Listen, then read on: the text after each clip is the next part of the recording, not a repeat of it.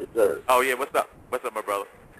Good, good, man. We just been sitting here talking, man, just about the information that you gave us, man, and everybody, has their own speculations and different opinions of what we think might happen, especially dealing with, the agencies and especially the time that you were involved in this situation and that they convicted you. We talked about the whole, in the 80s, that's when the big crack epidemic hit, you know Absolutely. what I'm saying?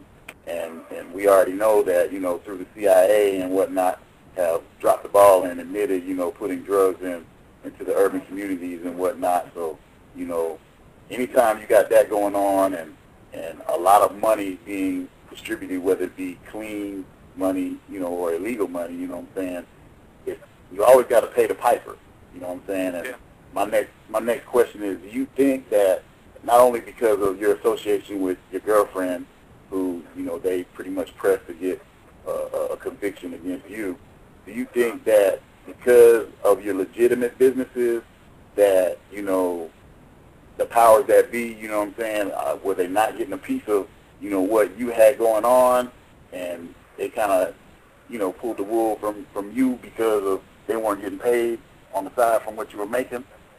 Well, you know what? On a state level, that may be partially true, because the state operates under one premise, but the feds operate under another premise. On the state level, I was politically involved. I had an organization called Young Black Businessmen and Civic Association. So we were involved in basically every election. I was the founder and the chairman of it. We were involved in basically every election that took place in our county. That was the Newark, East Orange, Irvington area. So I was very, very politically involved. So that might have ruffled some feathers on the local level. But on the federal level, they're looking at something a little larger than that. I've become, one of the things that they offered me in exchange for testimony, which naturally I refused, was that they said that I could give them politicians that would go into the 21st century. Remember, this was 1988.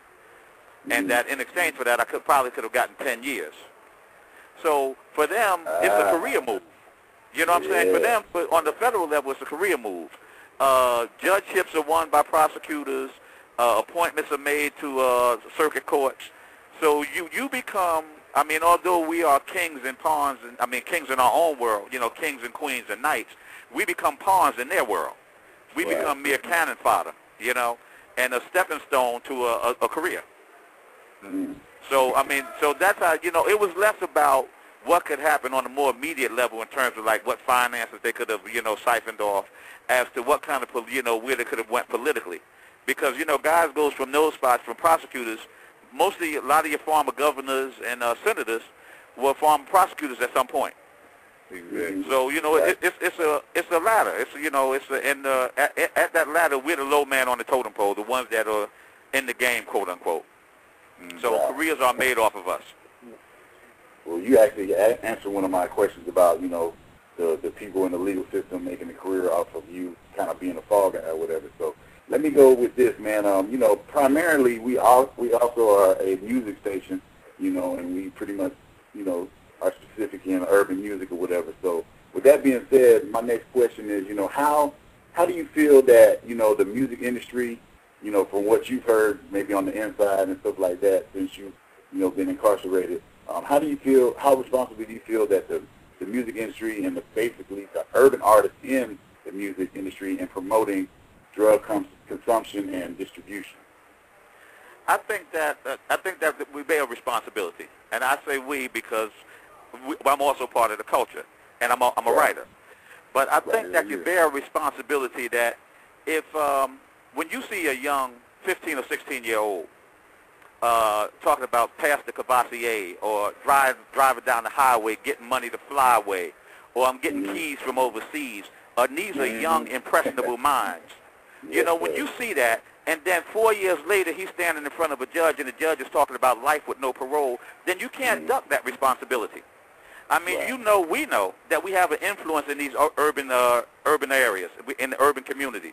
You have an influence because you get paid for the advertising dollars to advertise the Nikes, whatever the sneakers are that you're espousing. So if you know that you have an influence, you have to recognize that influence and be mindful of that, what you say, because you're influential. So you can't cash in on it when there's cash to be made, and then say I'm not a role model when there's a piper to be paid. Mm. You know what I'm saying? So I think that all of us bear a responsibility, even like the guys that are urban writers. They bear a responsibility because when they put out those urban novels, these guys that's out in the periphery of the game think that somebody's really giving them some game. And the game is no longer a game, it's a trap. You know, it's a lace-centered, it's a role-centered trap, but it's a trap nonetheless. So I think that they do naturally, I think we bear responsibility. I think we bear a heavy burden as a people because when I was coming up, The Godfather came out. And at the same time when The Godfather came out, Scarface came out. During that period, you had a rash of shootings. For us, that was our Bible. You know, guys was doing stuff, I'll make you an offer you can't refuse. We were impressionable.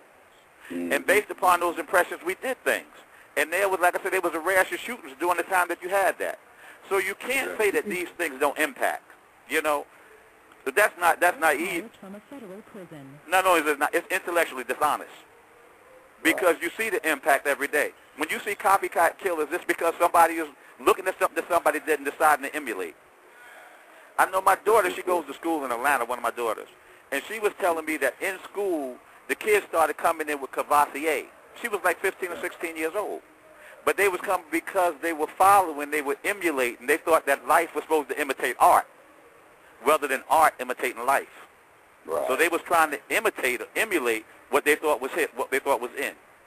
Yeah, definitely. So, I think we bear responsibility. I hope I ain't being too preachy. No. It's good that you brought your kids up, man, because that was going to be one of my next questions. You know, we hear you have like a total of 22 kids, right? I got a lot of children. Yeah. Okay. Now, how do you feel your incarceration, has affected your relationship with them and also the mothers? Well, surprisingly enough, with some of the mothers, our relationship is actually going closer as friends. You know, sometimes you make much better friends than you do lovers. Right. And some of them have proven to be very, very good friends during the course of my incarceration. And because a woman also influences the view that the child has of a father, especially in the absence of the father, and if they teach them to love the father, then the child will love the father. And if they teach them to dislike the father, then because the child doesn't have anything else to to juxtapose that by, then the child may end up disliking or maybe even hating the father. In my particular case, that's never been the case. You know, the women have been like very, very supportive, and my children have been very supportive. You know, I've got good kids. Some are involved in the industry that you were in, and they've been like very, very supportive and very, very helpful. And we talk. You know, they come to me for counseling. They talk to me about business. They talk to me about some of the things that they're doing, about some of the things that's happening in their personal lives, and I give them advice. But ultimately, I want them to make up their own minds.